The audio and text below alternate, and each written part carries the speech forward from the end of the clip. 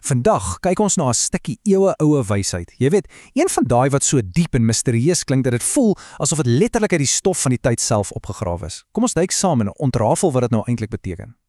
Wanneer die skaduwee 47 keer op die aarde val en die 10de sterlig uitdoof, verstaan, die maatstaf van jou dae word nie bepaal deur hul getal nie, maar deur die spoor wat jy nalaat.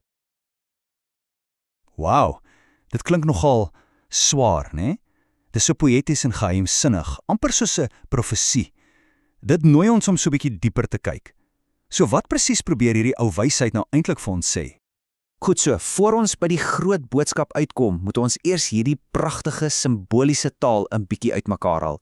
Dink daaraan as 'n kode wat ons eers moet kraak om by die skat uit te kom. Reg, kom ons begin met daai eerste deel, die val van die skaduwee. Dit klink dalk 'n bietjie onheilspellend, maar dis glad nie. Dis eintlik net 'n ongelooflike mooi manier om te praat van, wel, sonsondergang, eenvoudig die einde van nog 'n dag. En dan, van daardie daaglikse ritme, spring ons na iets baie groter, die uitdoof van die sterlig. Sien jy, ons beweeg nou van dae na, wel, eras, geslagte. Dis 'n manier om 'n gevoel te skep van 'n enorme, kosmiese tydsverloop. Nou wonder jy seker oor daai getalle, 47 en 10, moet ons nou ons sakrekenaars uithaal? Nee, glad nie. Dis nie wiskunde nie. Dis atmosfeer. Hierdie getalle is net daar om die hele ding ouer en meer profeties te laat voel. Slim, né? OK, so ons het die poësie ontleë. Ons verstaan die simbole. Nou kan ons die gordyn terugtrek en kyk waaroor dit regtig gaan. Kom ons kyk na die kernboodskap, die eenvoudige, kragtige waarheid wat in al hierdie mooi taal versteek is. En hier is dit. Dis die punt. Na al daai misterie, na die skaduwees en die sterre, kom ons by die eintlike boodskap. Laat dit net vir 'n oomblik insink. Dis so direk en duidelik. Die hele eerste deel was net die aanloop hiertoe. So wat sê dit vir ons? Dit stel eintlik twee idees teenoor mekaar. Aan die een kant het jy die lengte van jou lewe, hoeveel dae jy op die kalender aftik. Maar, sê die wysheid, dis nie wat tel nie. Aan die ander kant het jy die kwaliteit van jou lewe. Dis die spoor waarvan dit praat, jou impak, jou nalatenskap. So, ja, dis nie hoe lank nie, maar hoe. Goed, so die boodskap is duidelik, kragtig, maar daar's iets wat my so 'n bietjie pla. Daai bron, Boekrol van Wysheid 47 vers 10. Dit klink so belangrik, so amptelik, so waar op aarde kom dit vandaan? Ja, presies. Wat is hierdie boekrol van wysheid?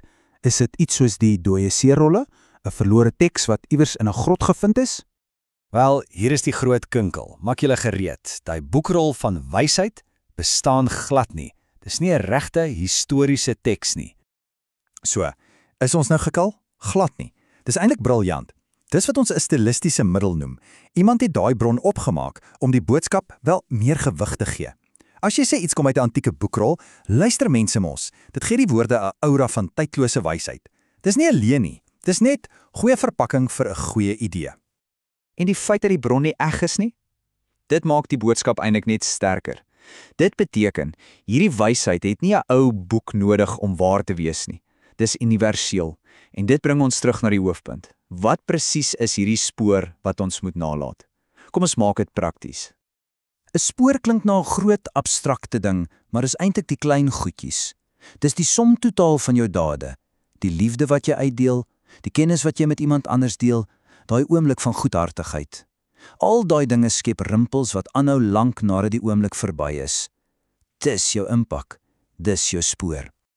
So as ons alles bymekaar sit, wat het ons hier? Ons het 'n pragtige, diep filosofiese gedagte en dit is slim verpak as 'n antieke gesegde. Dit is alles net 'n kragtige herinnering om te fokus op wat regtig saak maak, die betekenis, die nalatenskap, nie net om die dae af te tel nie. En dit bring ons by die heel laaste en seker die belangrikste vraag. Want hierdie stukkie wysheid is nie net iets om oor te dink en dan te vergeet nie. Dis 'n uitdaging. Dis 'n vraag wat direk aan jou gevra word. As die ware maatstaf van jou lewe die spoor is wat jy agterlaat, watter spoor gaan jy los?